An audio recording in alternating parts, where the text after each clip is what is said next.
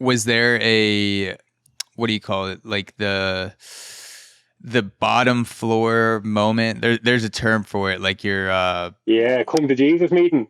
yeah, that's a good way to put it. Like what was that moment where you're like, fuck, if I don't change, something, terrible is gonna happen. Yeah, it definitely was one. Rock bottom moment. Yeah, rock bottom. Yeah, there was a couple, but like what having the conversation with the parents about fucking wanting to talk myself was tough. I cried like a fucking week.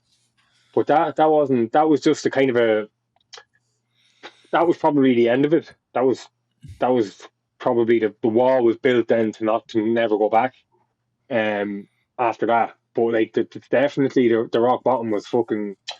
I played a rugby match after a game. This is fucking unreal to say this, but um, I played a rugby game on a Sunday after a heavy Mm-hmm. session, and it was a really abnormally hot day here in Ireland. And on the day of Mm-hmm. the game, played the match, and that was kind of right. I was in bits. I shouldn't have played it, and I was walking home with one of my friends, and I just felt my muscles were like spasming, like everything was just twitching on me, and um, I couldn't talk. I couldn't tell my friend what was wrong. I was just losing speech, and he kind of carried me to my gate. He brought kind of just had my arm. Like I could still walk, but everything was I was losing control of everything. Yeah, And everything was just shut down, basically. yeah, Speech, muscles. yeah, everything was, and I was cold as well. I remember feeling really cold, and he walked on. He lived a couple of doors down from me, so he walked on, and I walked to my gate. Just said I was like, I'm alright now. I'm going to gather myself. And my girlfriend at the time was in bed, like asleep. This is at about 10 p.m. Mm. And I took one step up the step to my door, and I fell completely knocked out. Fell head first onto the concrete paving, and Jeez. my whole body was just spasming. And my girlfriend at the time heard the thump of me hit the ground and ran out bawling and crying, like, what the fuck is happening here? And I just remember waking up then, and my dad was there, and an ambulance was reversing into the driveway, and I was just freezing, like, and my dad was kind of had me sit up, and he was just like back in the ambulance saying, "Yeah, he's here," and I can remember like the driver was like, "Is he okay? What's wrong?" And fucking they ran out, and like they told me like that.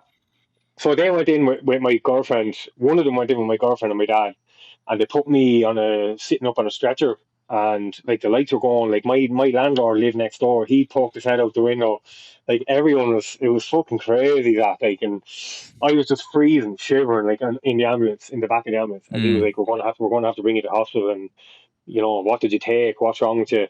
And I said, "I didn't take anything. I played rugby match today, and there's nothing wrong with me." And he was like, "Don't fucking bullshit me here. What the fuck is going on? What did you take?" And I said, "I had a heavy one last night." And he was like, because that's why the other, obviously this is procedure. They knew what was going on. The woman brought my dad and my girlfriend in because they obviously didn't want them to hear what I was about to say. So I Uh, just said, "Look, a cocktail of fucking cocaine, MDMA, fucking ecstasy, whatever I get my hands on, I put up my nose and put down my throat." And he was like, you're lucky to be alive here, late, blah blah blah. And I was like, "But sure, I played a rugby match today. I'm grand. There's nothing wrong with me." And he was like, "You're not. Like, yeah. you didn't get any." He was like, "You probably didn't get any sleep. You're probably severely dehydrated. Whatever you took last Yeah. night, because you didn't sleep and rest and drink enough, it's still in you, and it just fucking had some sort of relapse or something. I don't know what it was, but." Anyway, I begged and begged. I said, "Please don't bring me to the hospital because I can't let anyone find out about this." And I was like Yeah. trying to make up things in my head. What will I tell them that I have fucking, a concussion? I was like, "I'll tell them I got concussed in the match." That's what I was trying to, I was going to lie to my teeth. Um, but he basically just put me on an IV in the back of the ambulance, and they gave me all these sachets of stuff, and I was just down in all this water, and I sat there for about 2 hours talking to this guy, and I just crumbled. I was crying and everything. And then my dad came out, and they were like, he's okay, he's just dehydrated, he's grand, there's not a bother on." But your man hit me, the paramedic hit me the shoulder, and he said, "Don't, you can't do that again. You're fucking lucky to still be here." So I Yeah. was kind of, Jesus, that should be the end of that now. But it That's wasn't. that's It that's wasn't that. wild. I kept going though. Like that wasn't the end of it. Like I kept going for another, I'd say probably year and a bit. That was in 2015. I think that happened. Yeah, Yeah. that was 2015. So I kept going. Now I didn't do the fucking grab my hands or get my hands on everything and take it. I didn't do that again. But I still fucking went at it. I still got after it like a couple of times. So like that was the come to Jesus meeting, but it Mm. wasn't the end of it.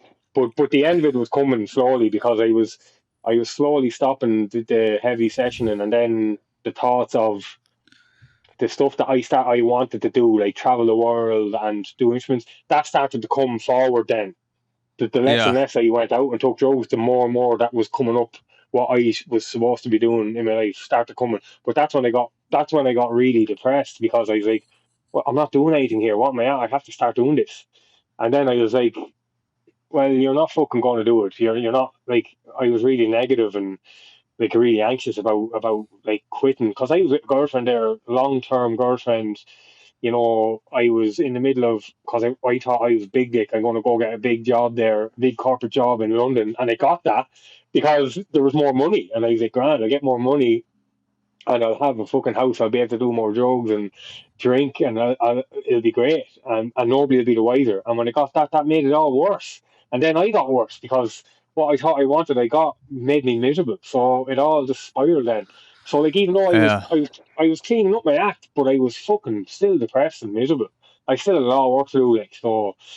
But that was the kind of wanting to fucking kill myself. That was all that kind of Yeah. what would I say? That time in my life was when I was coming off the drugs. I was still, you know, you're not doing what you're supposed to be doing. It so fucking, you know, well, why are you here? Kind of thing. That was in my head every day for a good 2 years, I'd say.